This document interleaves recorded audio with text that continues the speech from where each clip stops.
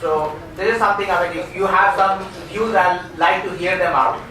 But my sense is that when government invests money in anything, that's a very big catalyst for private sector to invest. Now I'll give you an example for that.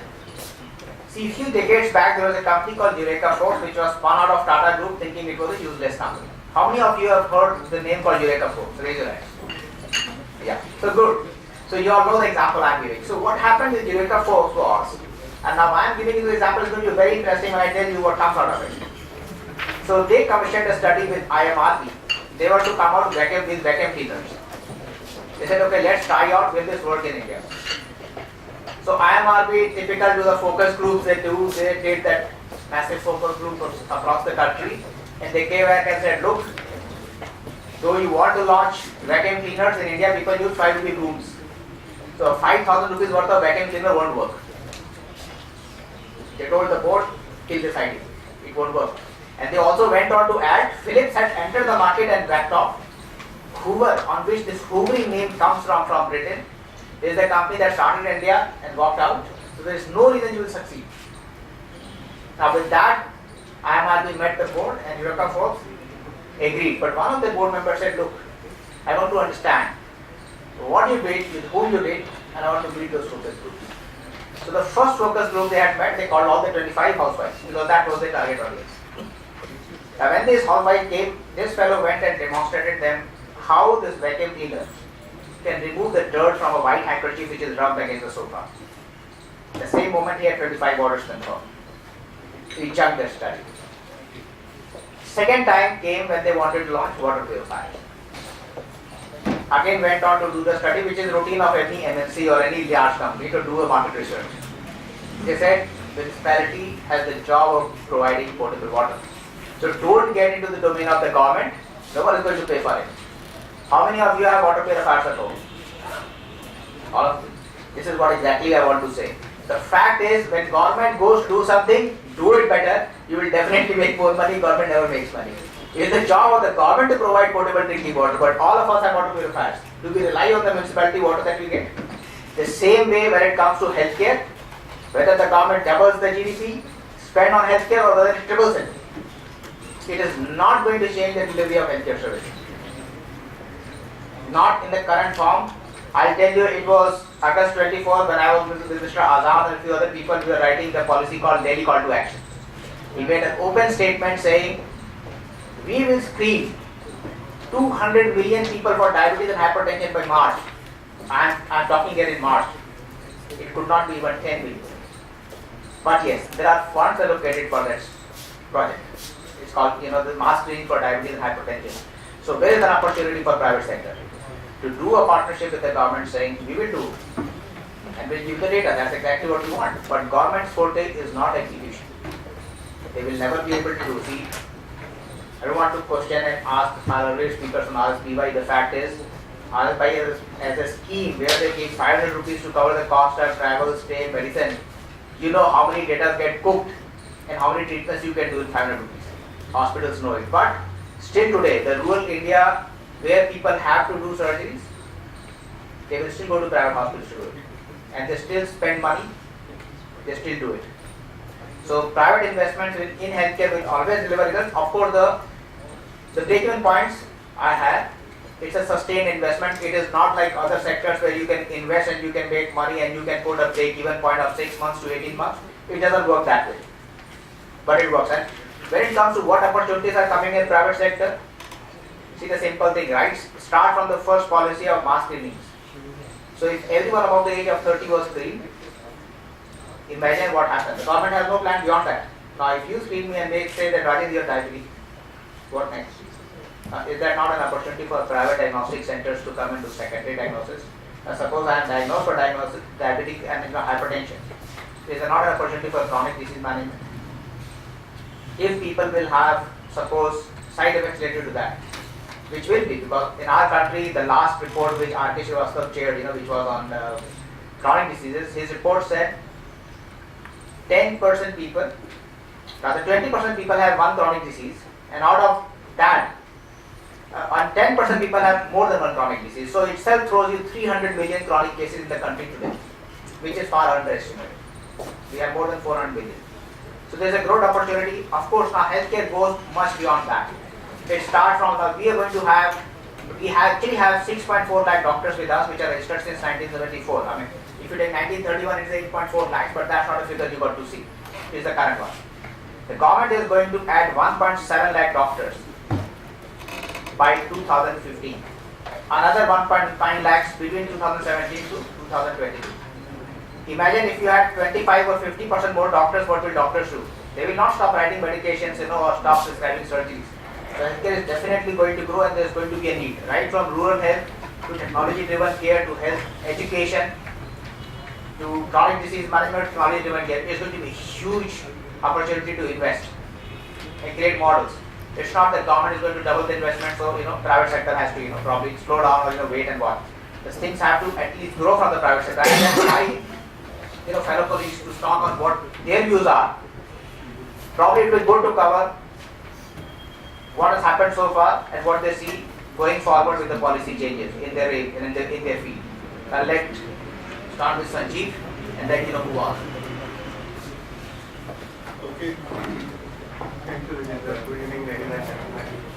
Being the last session of the day and being the tail ender of the night batsman, and myself being a soldier in the Mansar Healthcare leader, what I plan to do is to take you through a journey of healthcare entrepreneur, how he grows his business, from what sources can he draw his finance, and what are the opportunities available to him in this healthcare sector. So as you are aware that most of the healthcare sector is in private hands. It's a fragmented, a large number of beds in private nursing homes which are less than 30 bedded. So most of the money is pooled by the individual himself or by a couple of his close friends. Then as his business grows, he can get into partnerships. The next opportunity is, which is the mainstay or the pillar of the healthcare finance, is the venture capital or private equity. So there are a large number of private equity funds. Almost every bank has got a private equity arm, and it's the most significant way in which the healthcare is investing into the healthcare sector. Then see, the problem for going into a public limited company or a listed company is that to launch an IPO there are a lot of administrative hassles. And you saw the Vocert IPO in Jan of 2008 biting the dust, and kind of administrative requirements are required, accountability requirements towards shareholders. So that is one prohibitive factor, that for any company to grow beyond certain size healthcare organization to become a public limited company, these are the major barriers that they have to overcome, that they have to reach a certain critical mass where they could launch an IPO. Then the other options available, which are not often availed by the people, are to borrowing equipment, getting equipment on lease, hire purchase, finance. So these are some other options wherein there are certain advantages. One can save on capital, some can save on taxation, and these are some of the other models. Then PPP is another exciting model for any healthcare entrepreneur to grow. Through the certain vehicles, he can create entities, he can create, and leveraging the infrastructure of healthcare facilities which is available with the government, and providing the expertise of operating or efficiently managing that infrastructure. So that is one way forward, that is the PPP. Then another mode of financing healthcare services is the external commercial borrowings. So when the interest rates are more attractive, not many healthcare organizations are utilizing this option. Then FDI is very limited, foreign direct investment. There are only few options which you can count on fingers which have gone in for which are through FDI investment. So these are some of the major options that are available to any healthcare entrepreneur. But besides that, there are loans available from most of the banks on various terms to the qualified doctors if they have a sound project plan, and there are term loans, there are loans for the equipment, and they are underwriting by the finance arm of the major biomedical equipment companies like GE Healthcare, Toshiba and Siemens. So this is a way to finance the healthcare equipment. So with the increase of the GDP, as we come to know shortly in 2 days, the percentage of GDP being enhanced from current 1.2% to about 2.5%.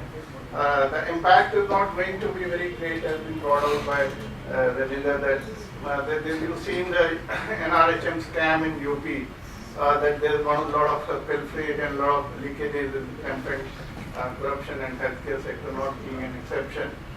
So there has to be more innovative financing models than directly financing it through the increased GDP, in which there is a greater possibility of leakages, though there is some evidence that as the nation's GDP increases, the health indicators also improve. So these are some of the options for finance that healthcare sector has got available, and certainly there is a need for more to make it a infrastructure sector, to give more tax incentives, to exempt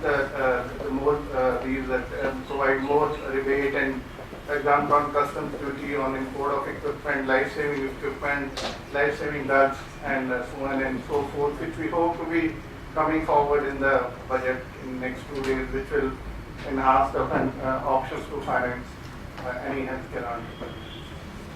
So those are my views on financing the private healthcare sector. He is the CEO of Paras Hospitals. I think I'll just reiterate what everybody is saying. The need for healthcare in India is tremendous. Be it public, private, semi-private, for-profit, not-for-profit, any kind. I think I'd quote a recent study from Wharton Business School. I was reading somewhere, $20 billion are required in the next 5 years in India. And I think I'm very, very sure that neither private nor public financing will suffice if we need that amount of money. As a private healthcare provider, the need for healthcare delivery services is tremendous. I mean, I think we can keep building beds for next 30 years and still not suffice. It's very simple. So there is no calculation needed for these are the number of beds required and this is the per point. I think those calculations are not required at all. We know the need. Everybody knows the need. Everybody who comes from outside the bubble of New Delhi will realize the need. So I suppose there is no need to reflect how much healthcare is needed. The issues are who's going to provide it and how we are going to provide it. As private healthcare enterprises, we are very fragmented now. And I think when we talk about how corporate hospitals are coming up, I think again there is some fallacy there, how private healthcare providers are coming up. I think the largest healthcare provider recently, who's become the largest healthcare provider, is not through building hospitals. It's through acquisitions and mergers. We are trying to build hospitals and here merger and acquisition is happening. Merger and acquisition needs to happen in a mature market. I can understand in California. I can understand in New York. Or perhaps it's very well desired in Boston. But in India, merger and acquisition should happen perhaps 30 years down the road. But who's going, how we are doing, merger and acquisition. Therefore, I think that is a misnomer. Still, very few corporates are there, and very few corporates who are building hospitals, who are creating these things. And I think as a healthcare provider, I can at least tell you that we can build a hospital for next 30 years and we'll still have an opportunity. The only two problems would be who runs the show, where are the doctors, where are the nurses, and where are the paramedical staff, and how you finance it. I think even financing is not the biggest challenge. I think manpower is going to be the biggest challenge. We all know that. Who wants to work in a village, who wants to work in a tier 3 city? I'm not very sure anybody does. How do you tackle that? In today's Delhi, you have government jobs that are lying vacant. And you're thinking of creating beds. Beds are, nobody's going to go into the bed and lie there and sleep. They need surgery, they need services, it needs doctors. Somebody was quoting in the previous session about Tata Group. I mean, very fantastic example. Tata Group has about 3-4 hospitals in this country. Perhaps. It runs a similar in terms of a capital intensive, low ROI enterprise known as Taj Hotels. Same infrastructure, requires 10 years of ROI, similar issue. But there, we are building 170 of them. Even larger corporates in this country are not investing in that. They all seem to have a CSR/charitable/ not-for-profit overview of healthcare. The corporate view of healthcare, the profitability-driven healthcare is still very nascent, very small. I think all we need to do is just focus our energies in providing healthcare, in providing accessible healthcare, quality healthcare, and wherever we can pitch it. I think that is pretty simple. Our endeavor as Paras is same, and it should be everybody's endeavor. I think I'll leave it there. Thank you. Thanks, Naveen. We have Gopika Chelta, who is the CEO of Brown Park Lab, leading technology lab in the country. So, what are your views? Thanks, Rajinder. Though I love diagnostics, but I think that the topic is about investments, private investments. Let me share our own examples. Our company has 2 private equity partners, and I've been personally involved in fundraising with them. So I've actually probably met about 50-60 PE guys in the country, and I've actually understood their psyche as to what they really look for when they invest in any opportunity, not only healthcare. But I think everybody agrees in this space, people who are financing, that healthcare is a huge opportunity. And everybody, every forum you go, people talk about shortage of beds, people talk about shortage of manpower, everything. These numbers like billions of dollars required to meet the need, everyone knows about that.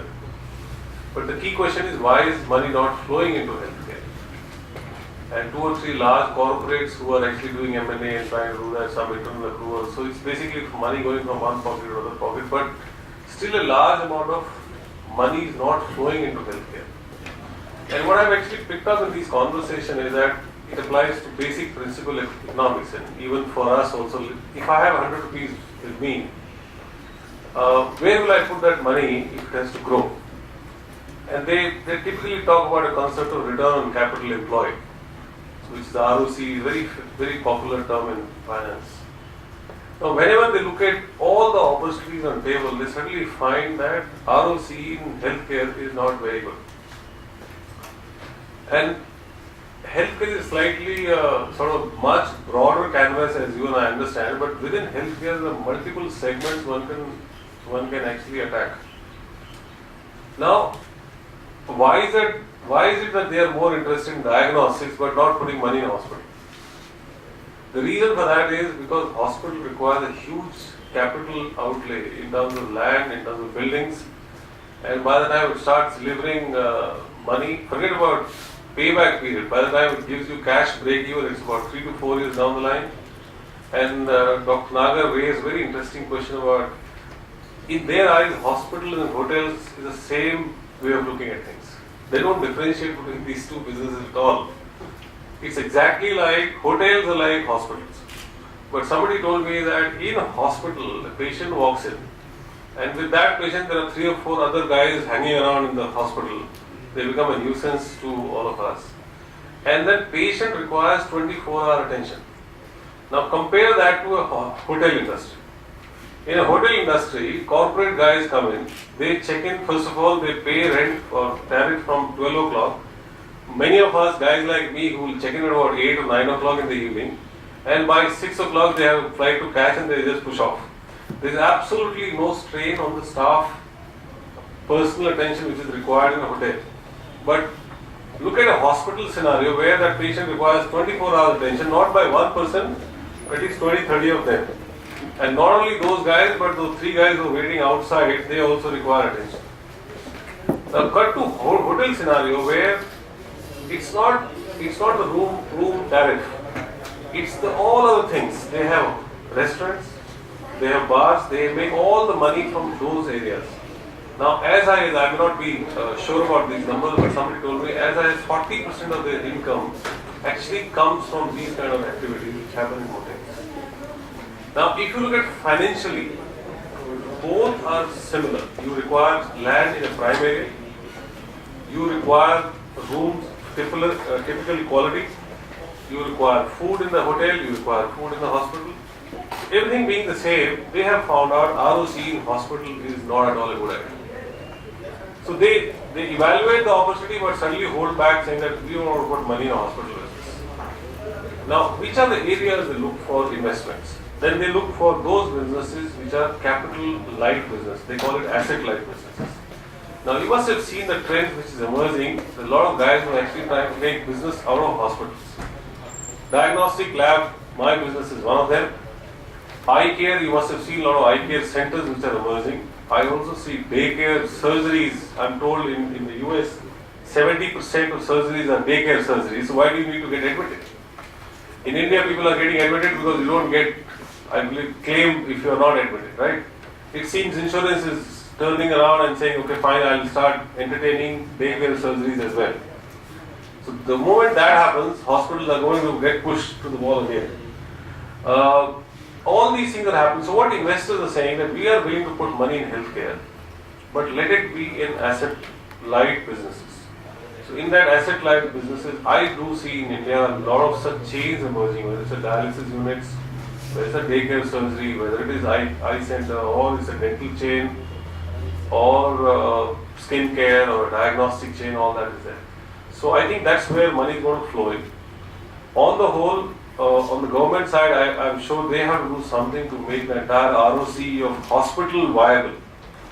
And I do see in that area where public-private partnership probably will help, because, and it's a welcome step by the government that if the GDP spend is going up to 2.5% in the next 5-year plan, certainly will attract a lot of public-private partnership and cater to healthcare needs. So this is what I thought. I'll say a few things about investments. If you have any questions, you can ask me a little later as well. Thank you. Thanks, Dr. Dr. Kela, for you from the medical education perspective, I'd like to hear your thoughts. Thank you, Dr. Gupta.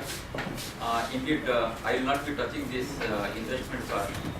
Sure. I will be talking basically from the academic angle. Yeah, the Given mic, the please. changing trend, that is what I will proceed. Sorry. Yeah. I will not be talking much about investment, which my other colleagues have taken here. I will be covering from the changing trend, from the manpower development and the medical education perspective. If you see, maybe even 50 years before, doctor was the key person. Whatever doctor used to say as far as the healthcare is concerned, that was the final say. But in the present scenario, perhaps it is the radiologist or the investigation, whatever they say, that is the final. So this trend, that is what I want to highlight, because what Dr. Nagar rightly pointed out, it is not the investment, it is the manpower requirement. Can we meet that challenge? And that is where we have to take care of the trend in the education pattern also. What I want to highlight here, presently you are giving artificial kidney, artificial heart, everything can be manufactured in the lab or by some engineers or by technology.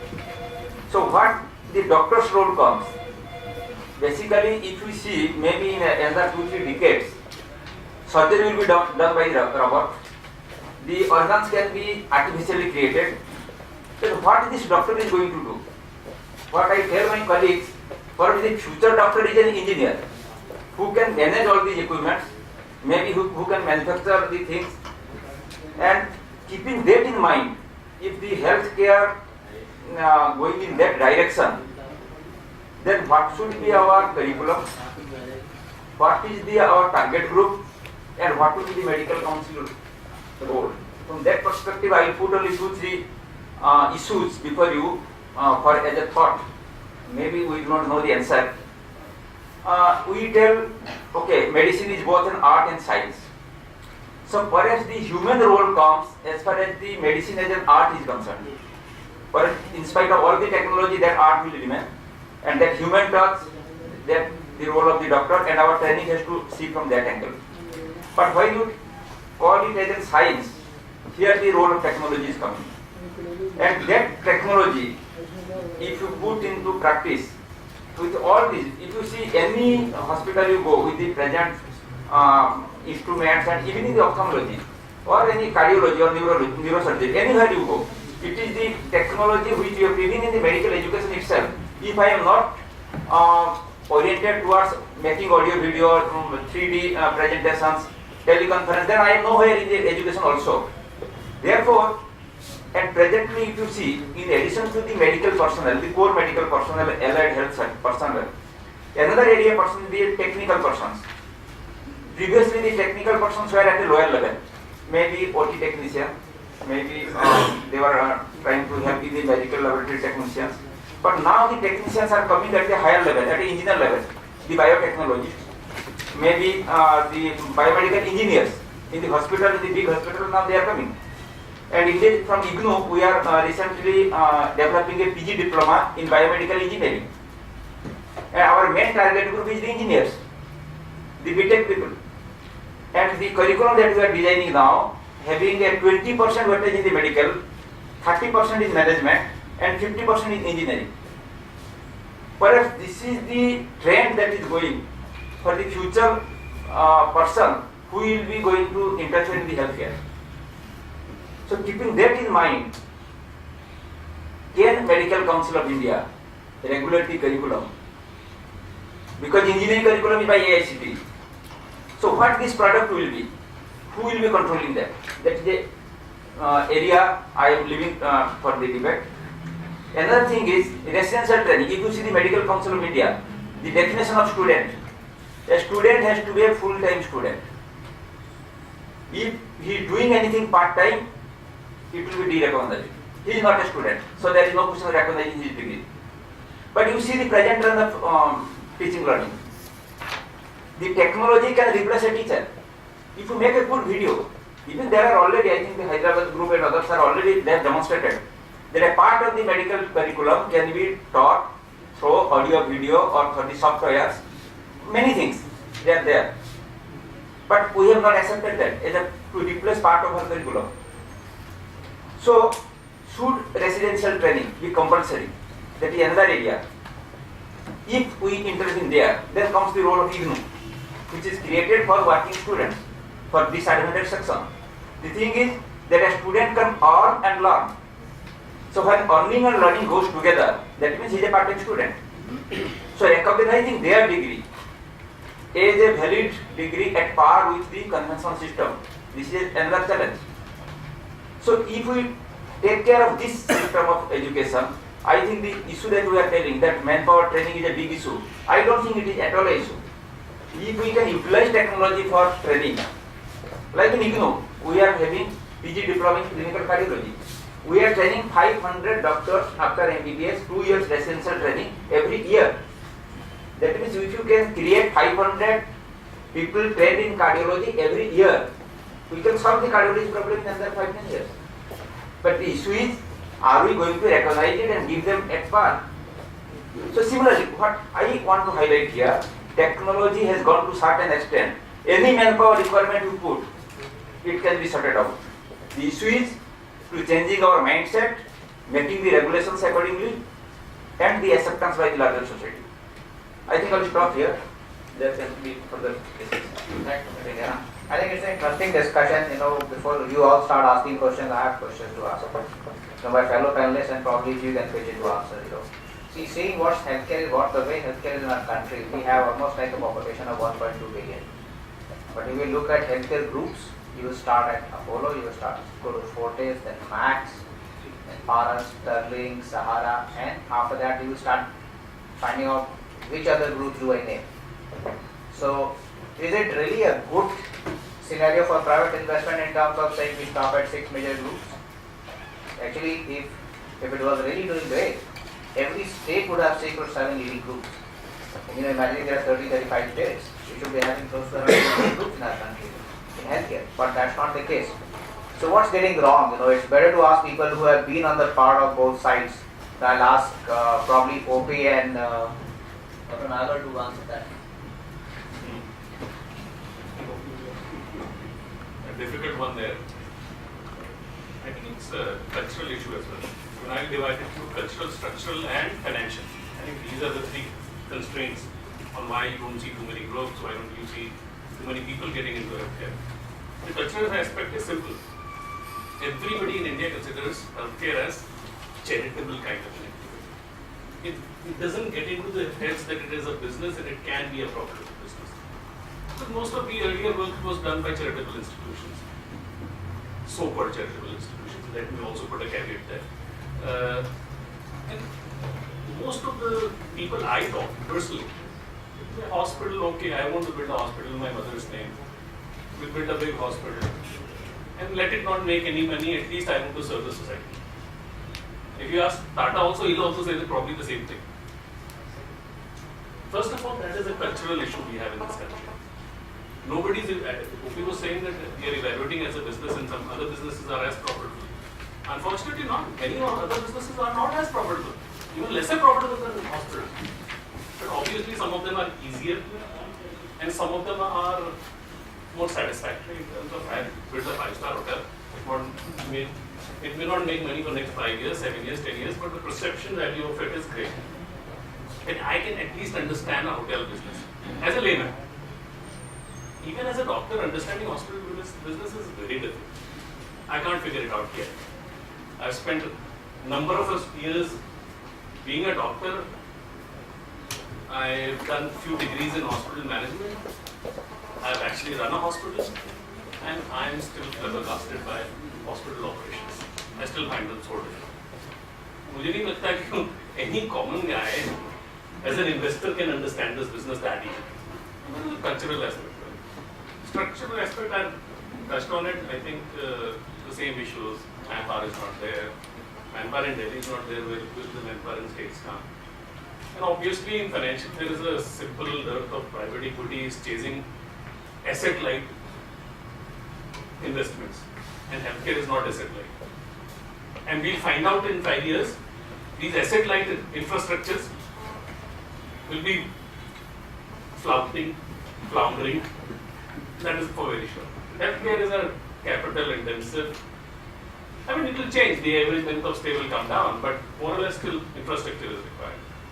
And there is not too many people. Bank is not investing money into it. Banks are very hesitant to invest money into it.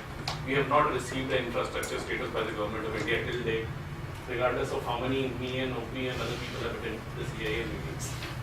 So it doesn't happen.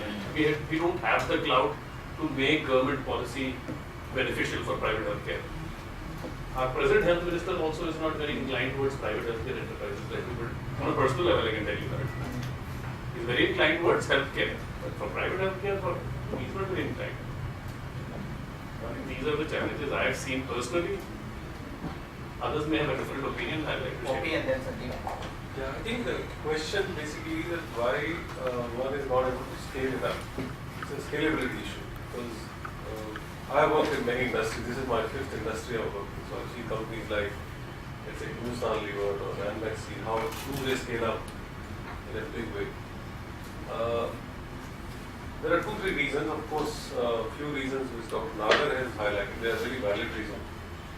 But firstly, if you ask me, there are certain natural barriers to scale up in this industry. One is the relationship between a patient and a doctor.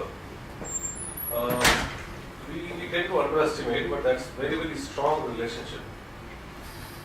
And if you look at, firstly, if you ask me, a doctor when he passes out from the institute with MBBS degree, he actually is trained as an entrepreneur. I think every doctor when he or she gets out of college thinks that I will have my own practice. And I don't think mindset is to work for someone else. Mindset is that I will have my own plate. So what does it mean? 7 lakh doctors mean 7 lakh whatever entrepreneurs. And they actually, the biggest, if you look at, I keep asking this question to many doctors without offending as to why toppers in MBBS don't end up doing well, but mediocre doctor ends up doing well. Usual question which comes back to me is not the clinical skills which are required, it's your ability to how you talk to patients.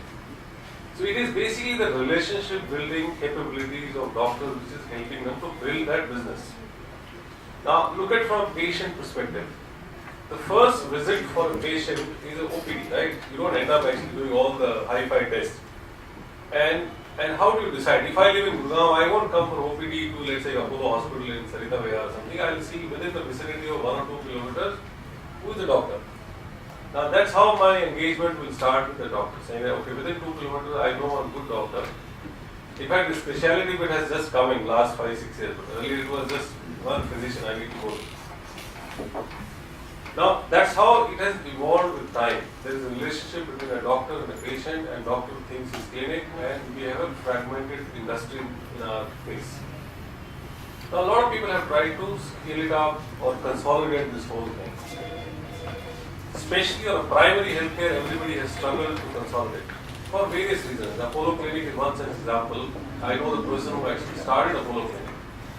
He was mentioning to me, I asked him, why is this model not very successful? That you have been able to build a chain of Apollo clinics across the country. He said very simple. He said a good quality doctor will never come and work for me.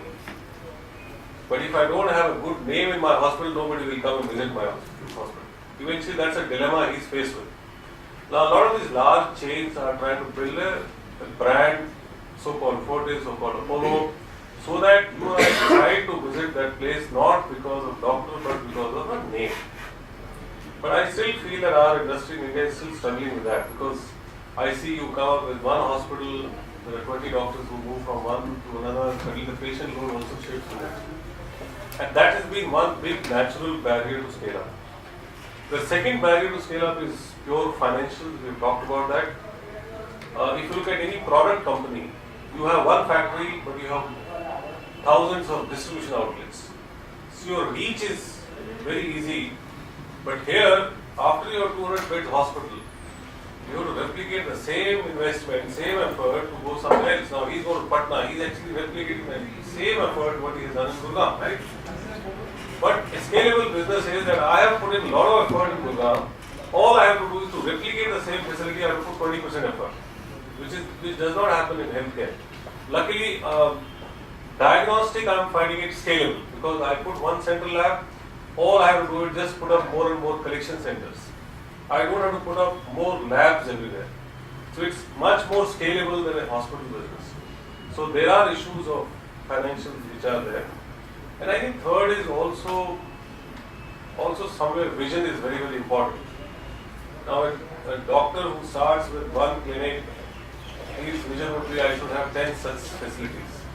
But it's very, very difficult to visualize the entire country. And before coming to this meeting, I was with some African delegation. They were telling me about Africa. As a continent, there is 1 billion population, very similar to India, but there are 54 countries. Here we have a country which is 1 billion population in one country. So you can imagine that size of this country is huge. So even one state can have size of business which one can visualize even at a national level. And just to give you an example of telecom industry, there are a lot of friends who work in that industry. Each state is worth about 3,000-4,000 crore. I'm told about Airtel business in UP is close to 3,000 crore one state. So just imagine, there are guys who have only handled one state with 25 years of experience. So scalability is actually also a mindset. And of course, investment must come in. I have no doubt in my mind that in the next 10 years, you will see not these 5 names, you will see at least 20 more names. And very soon they will come up, and there is a lot of investment flowing into this space. And I know for sure, I can't reveal few names, where a lot of money has been committed, and we will see big names coming in the next 10 years. Well, I have a slightly different view on this matter from my co-panelists. I am for sure that healthcare sector offers a very attractive proposition as far as ROI or ROC is concerned. Though there are few names which have been stated by the co-panelists, but there are many more like Piramid, Reliance, Birla, Tata, Global. Here, Narayan Bhudralaya is expanding in a very big way. There are smaller players like Yuvaji, Vatsalya. In eye healthcare, there are so many players. So if it would have been attracted, not every house would have been jumping into healthcare today. There are, of course, there are challenges like it's a manpower, technology, and capital intensive. FDT 3 year gestation period is long. So once these hurdles have been overcome, but look at the drivers also. Drivers are like it's evergreen, it's recession proof. 2 years ago, every industry was in shambles, every industry was loss picking, but healthcare was booming. It's still growing at 15% compounded annual growth rate. Then you have other engines of growth like health insurance coming in, disposable income, middle class families, chronic diseases. We have the biggest distinction of being the diabetic capital, heart disease capital of the world. So with so many drivers in the growth of healthcare, then the awareness of people is increasing, demand for quality healthcare is increasing. So I feel that there are more drivers for the growth of healthcare than the barriers. So certainly it's a sector with a lot of promise. It's to be the next, maybe the IT sector, or it could be some of people like to call it the sunrise industry. Whatever it may be, the next century of healthcare, next growth plan, 5-year plan is for healthcare. So these policies have been enunciated by the Prime Minister of the nation. So certainly there's a lot of opportunity, but some patience is required. There's a certainly good return on investment. So that's why people are expanding. Every corporate house is jumping into healthcare. Of course, the hurdles have also been there, but overall the picture is promising. Thank you. I would have loved to ask more questions, but we know that we have a lot of time. So we take questions if you have. We'll try to answer them, but you know that most of the answers from this session won't come in this moment also. Yes. I start with the point which you put as a question to everybody. Just use the mic, Madam. Yeah, I have a basic question. What is the barrier to entry to other top 10 names? See, we have a good models from Dr. Devi Shetty and Narayan Vidyalaya. Besides those top 10 names, we don't find anyone. We have promises that others will be coming. But what are the barriers to their entry? Yeah, if I Am I making question clear? my personal view on what you were saying, this is a big question that has driven us to ask those valuation game, the lack of trust or something. My sense is there is a big thing missing in the entire healthcare system is called the trust. So even if, this is not driven, you can't create a healthcare demand. Unlike other retail sectors, other sectors or entertainment, you can come up with a hit film and have 5-star rating, people will come and watch. So if you have an NABH accredited hospital or JCI accredited hospital, it's not that everyone will walk in to get surgery done unless you need it. So the biggest problem comes is the lack of trust. So what has happened is people fear that once they get into a healthcare facility or get into the chain of attending a doctor, they will be forced to shell out money. They will have the bad news about not being healthy, and this will be a prolonged cycle of treatment. So one of the elements that has been missing is the trust, which has not drawn patients to the healthcare facilities. If people knew that they could trust their doctor, they could walk at the smallest problem, they have put more users, the viable becomes more, the business model becomes more viable, and more people are incentivized to get into it. That to me appears to be a basic problem starting at the patient level. Unless there are patients in the system, we know that India has got a lot of sick patients, but when do they go to the doctor? When they stop some of the basic routine things that they do. When they find it difficult, to continue without treatment. Till then, they will try to avoid doctor as much as possible. Unless that happens, healthcare is not going to take off. Now, whether you create awareness, whether you create sensitization is a question. Question is who does it? I mean, of course, you can't expect 5 players to pull in billions of dollars to create awareness and clear out the balance sheet. No, here my basic question which is coming, that there is a gap which the Indian healthcare system has to address. Now, this is either a question which is the government will provide or public healthcare will provide, or on the second side, the private players will be coming and helping bridging that gap. Now, when we are talking of only 5 to 10 names, and it has been over a decade. And we are saying that I think Dr. Manchanda has kept it, that in another 5 years, another 10 names are going to come. But we are hearing these another 5 names going to come last a decade. My basic question is, what is the barrier to the entry to those top 20 names Okay, I would like to take your question. See, when you talk about Narayan Vidyalaya Private Limited, what Dr. Devi Shetty is doing, It is a good reuse component. Sorry to interrupt. It is a good reuse component and the lower cost. But similar replication is not happening in other. By other organizations. By the other organization or the It's difficult unit. to replicate that model for everybody. What Dr. Shetty is doing and what Eye Hospital is doing, they are operating on a model of high volumes and low tariffs that you brought out fine. Everybody knows about that. But the problem in this model is that you have to treat very carefully. You have to be operationally highly efficient, which only these organizations have been able to achieve. In other organizations like Fortis or let's not, the bigger corporate players, there could be certain inefficiencies, there could be certain redundancies. So the government needs support is required in terms of insurance schemes like Yashasni. And Eye and Operation Smile can work in a factory-like efficient manner. But other cardiac care and other healthcare services are more complex in nature. You cannot replicate those models in the North-based healthcare organizations. You cannot achieve those kind of operational efficiencies because it's not a factory-like healthcare out there. It's more complex, it's crossed up, and there are not many issues out there. So these are the barriers besides technology, vision, leadership, and finance and trained resource, manpower. These barriers are also there tackling the inefficiencies in healthcare, which these people have been able to address to a large extent. But it's not replicable all over. Yeah, let me, first of all, I think let's get few facts right. Demand in healthcare is growing, there is no doubt about it. And it's growing at a rapid pace, 15 to 20% per annum across all sub-segments of healthcare. So the supply side has to catch up with the demand.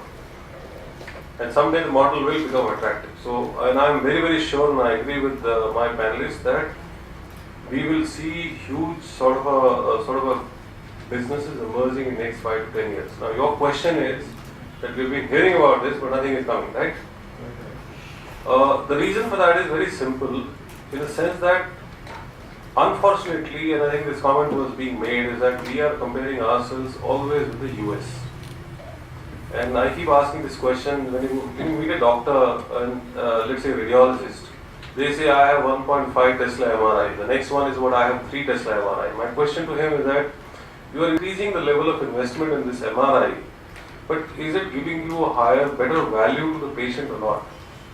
It may be giving better value to the patient in a developed market where affordability is not an issue, but in India affordability is a big issue.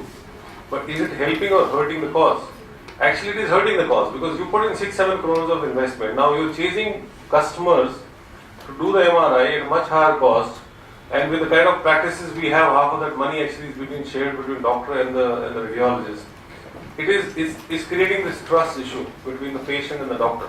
Am I actually caught now in this web where I can't come out?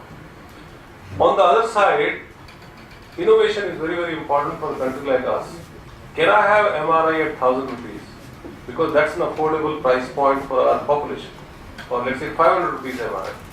Now for that you have to see what kind of investments are required, what kind of models are required. Even today in diagnostics for us, 80% of our reagents are imported reagents. And 80% of our machines are imported machines. We are forced to actually follow what is being done in the Western countries. Idea is now to have our own sort of innovative instruments or machines which cater to Indian needs. And I'm very sure companies like GE, Siemens, and I have been involved in many of the discussions, they are investing a lot of money to cater to population which is developing countries like India, China, Africa. You will see the models, the machines which will come for these countries will be very different. And so far you and I have seen hospitals which are 5-star or 7-star, but that's only tip of the iceberg. If you look at 1 billion population, you have to segment the market. And believe me, in fact, I live in Gurgaon, I still love Paras Hospital than many other hospitals because it's my kind of hospital. And I'm really scared to go to those 7-star hospitals because I know once I go there, my bill is going to be 30,000-40,000 bucks. And somebody has to address that, and that's where people like Dr. Nagar, if a good finance person comes with him, they will be able to scale up. And we need hundreds of such people who actually can build such facilities.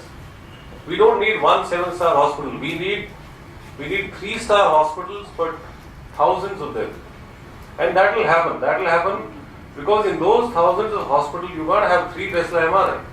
You need MRI machine, which actually is about 1,500 rupees rather than 4,000 rupees per episode.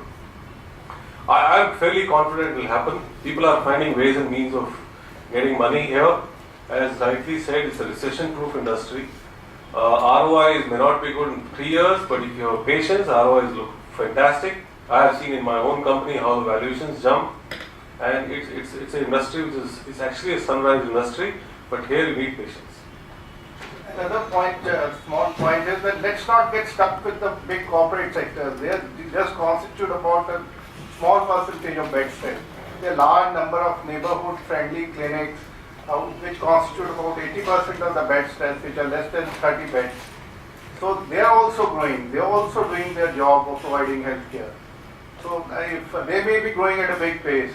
There are so many healthcare entrepreneurs, neighborhood clinics. So these may have they may take some time to scale up these corporate hospitals, but certainly overall the sector is growing. Talk about diagnostic or pharmaceutics or even the hospitals as well. Thanks, Sandeep. One last question if you can. I'm not questioning, Comment. I'm just making a comment. I was abroad for 30 years, so I have worked in a different healthcare system. I'm just trying to make some comments about what, when I went from here and what I've seen change. Obviously India has moved on quite a bit, but the move has been in the wrong direction for India's general population. And whether it has been misdirected by the government or greed of the corporates, I don't know. That is for you to answer that question because I wasn't here for 30 years. Now, government has obviously slacked because it has let the infrastructure go down very badly in the rural sector and other small town sectors. If you go to those facilities, there are hardly any healthcare facilities available. These are substandard by any means. You go to the urban area and you have got these mega 5-star hotels, if you like, that's number one point. Number 2 point is, you are always discussing about curative aspect of medicine. I know it is a business forum, so you have to speak about curative aspect more because that's where money is. But you have to look at the population in a different side. The people who get ill are poor people.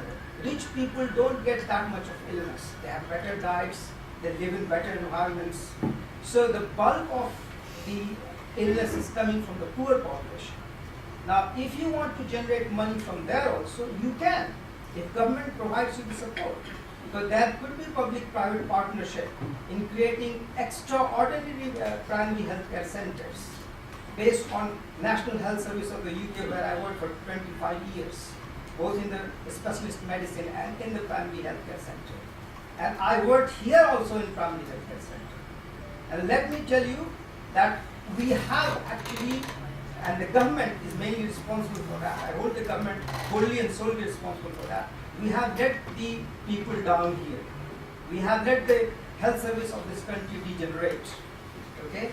And the last point I want to make. The role of Indian Medical Council.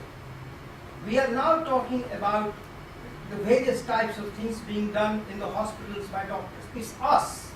We have created it. It's our regulatory body, Indian Medical Council. Why are we not having some kind of system whereby we are judged by some kind of global body who say, yes, Indian doctors, when they go abroad, they are excellent. When they come to India, they only want to make money. Okay? So, whoever name you take, I'm surprised that none of you have taken the name of Dr. Abhay Bang, who left Harvard and came and is running an institution in the middle of Maoist area. And I'm sure you have all heard his name, Dr. Abhay Bang's name. But all you are talking about heart surgery, about lung surgery, about transplant surgery, because why? Because you know that's where money is. And I won't blame you, because everybody wants to make money, isn't it, Gupta? So that is what I'm trying to tell you. That if you want to make money, you can go on talking about it. But you will never sort out the problem of India. You will never. however elite you may be, how much money you may have in your pocket, no Tata and Birlas can sort out the problems of 125 billion people. I'm sorry, I have to finish on that note. No, you are very much appropriate what you commented.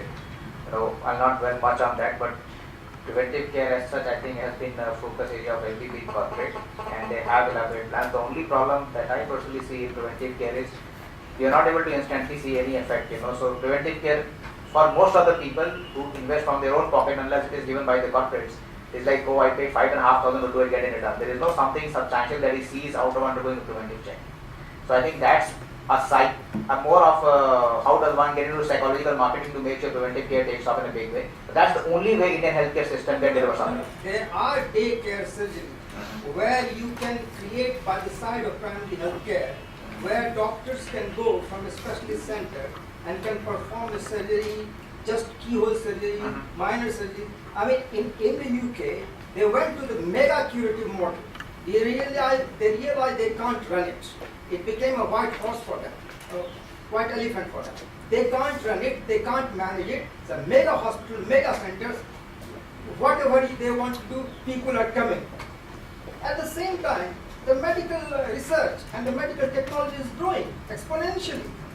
6th generation MRI, 7th generation MRI, they are coming at. So we'll have a chat on the sidelines. I'll just make a short comment that NHS is literally bankrupt now. Yeah. I know that. So, I know that. so But they have made themselves. I agree. They have Thank made you. themselves.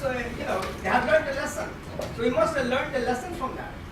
Thank you. So So you talked about the trust, and I'm not a doctor, fortunately. Neither am I. And I was told that the doctors have to make the Hippocratic oath. I don't know whether it's Hippocratic or is it Hypocritic. But what I'm trying to say is, what happened to that? I mean, that was the basis for your education. You started that. Once you chose that profession, you wanted to do that. So if you want to make money, why don't you go and join an MBA course or something like that? I mean, your main function to the Doctor, I would society. like to firstly clarify that there is no Hippocratic oath that the doctors have to take. It's just there in the somewhere in the fiction or somewhere in the. It's there. Of course, his name is there, but we are governed by Indian Medical Council Act, and there are certain obligations of duty. Doctors are part of the society. If there is some amount of commercialization, it's not a bad word. We come from the same section of society. The industry has to be sustainable, and making profit is not a dirty word any longer. For a long time, we have been viewing healthcare through the prism of socialism, which has done a lot of harm to it. It has not grown. There is cost to quality. So the doctors are, to an extent, in a dilemma between ethics and being viable and sustainable. So there is a via media also doctors are following.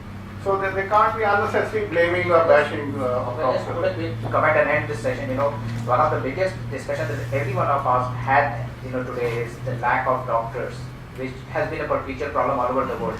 So over a period of time, the profession has become really unattractive. Clearly, a lot of criticism to the extent of criminalization, A doctor commits error, goes to the judiciary, goes to police. I think over a period of time, what I have learned from my friends is they don't want the sons to be and daughters to be doctors. They better do MBAs because the profession has become literally unattractive. I mean, I'm not saying this is the end of the game. But then why do 3 lakh people sit for a medical entrance They do. exam? Number is reducing Must be every added year. the morons. Number is going down. That's what debating, but the point I'm making is that yes, over a period of time, it's not as attractive as it was 30 years back. Thanks.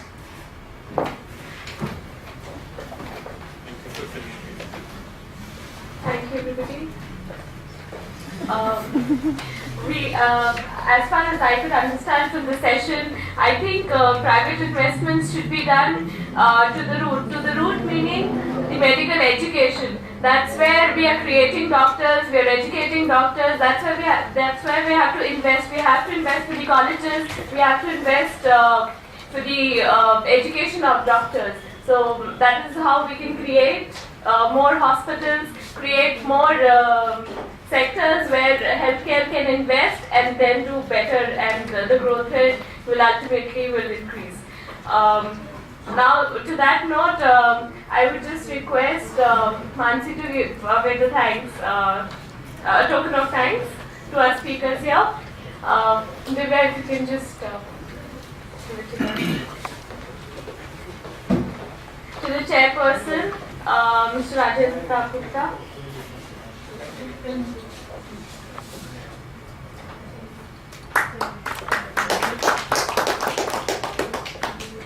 And now I request Mr. Rajendra Gupta to just give away the token. Dr. Dharminder Nagar, Dr. Sanjeev Sood,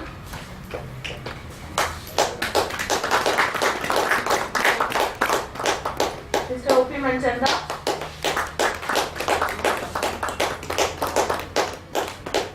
and Professor T.K. Jaina.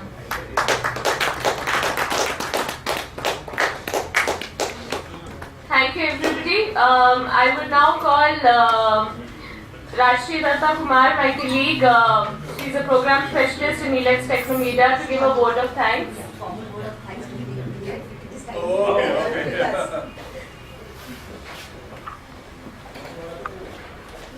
Thank you, Sherry. When you're in a small group, it becomes a little more informal. Very great, and we much appreciate that. It's indeed an honor and privilege to kind of extend a formal vote of thanks to all our distinguished speakers and distinguished delegates. I'll start with Dr. Rajendra Prasad Gupta. Sir, we thank you for all your support that you have been extending to our eHealth magazine and the eHealth initiative that we have been taking. We thank you for taking your time out and coming and joining us.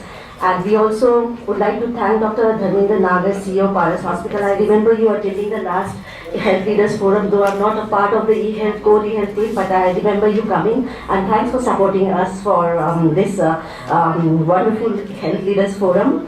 And I also extend a very warm thanks to Dr. Sanjeev Sood for coming, and every time when he comes, and he has lot of words to encourage all of us as a team. And thanks for being there and supporting all of us. We thank you and we look forward to having your support, continuous support. Dr. O.P. Manchanda, I also remember you attending the last Health Leaders Forum last year that has happened, and that's where I actually started. I mean, the sessions that I had, the very few sessions that I got to attend, and that's where I got some interest in knowing about the ICT and health investment, and health should be taken as an industry and not as a charitable enterprise. I thank you, sir, for coming and engaging with us in the discussion. I also thank Professor T.K. Jaina, Director, School of Health Sciences, IGNOU. Sir, we thank you because the last time, because of you, we could actually manage to bring a special collaborative issue supported by IGNOU, supported by your department on eHealth. We look forward to your continuous support on making eHealth more kind of sustainable and viable that we have been discussing. We also thank all our distinguished delegates for spending time, and it has been a wonderful kind of a day for all of us, and we look forward to having the event report to be featured in our next issue of eHealth. And we also thank our IT partner Aquis for supporting the event. And with this we come to an end to this wonderful day. Look forward to having all of you for the next Health Leaders Forum in Delhi, and requesting all of you to kindly join us for a high tea with snacks there outside at the lawn. Thanks all of you. Thank you.